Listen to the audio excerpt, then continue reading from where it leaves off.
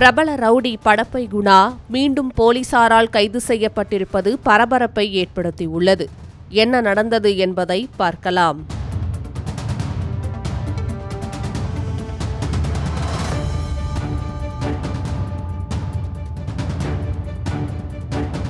காஞ்சிபுரம் மாவட்டம் மதுரமங்கலம் பகுதியைச் சேர்ந்தவர் பிரபல ரவுடி படப்பை குணா என்கிற என் குணசேகரன்.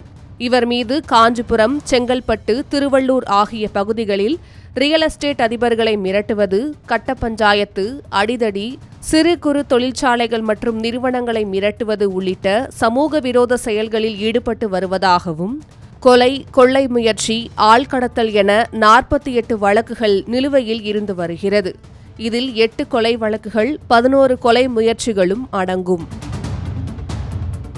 இந்நிலையில்தான் என்கவுண்டர் ஸ்பெஷலிஸ்ட் வெள்ளத்துறை தலைமையில் காவல்துறையினர் படப்பை குணாவை தீவிரமாக தேடி வந்தனர். தன்னை காவல்துறையினர் எப்படியும் கைது செய்து விடுவார்கள் என தெரிந்து கொண்டு படப்பை குணா சைதாப்பேட்டை நீதிமன்றத்தில் சரணடைந்தார்.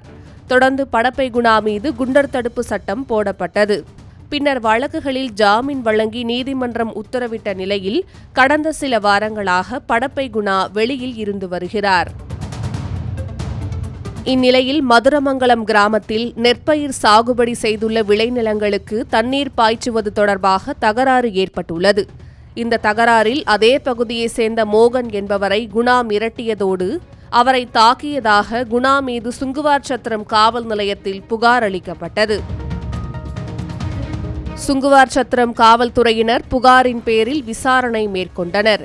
விசாரணையின் அடிப்படையில் ரவுடி படப்பை குணா மீது கொலை முயற்சி வழக்கு பதிவு செய்து நீதிமன்றத்தில் ஆஜர்படுத்தி வேலூர் மத்திய சிறையில் அடைத்துள்ளனர். காஞ்சிபுரத்தை சேர்ந்த பிரபல ரவுடி மீண்டும் ஒருமுறை போலீசாரால் கைது செய்யப்பட்டிருக்கும் சம்பவம் பரபரப்பை ஏற்படுத்தியுள்ளது. சென்னை புறநகர் பகுதிகளில் ரவுடிகள் உருவாவது தொடர்கதையாகியுள்ளது. இதற்கு முக்கிய காரணம் இங்குள்ள தொழிற்சாலைகளும் பல பெருநிறுவனங்களும் தான் என்று சொல்லப்படுகிறது.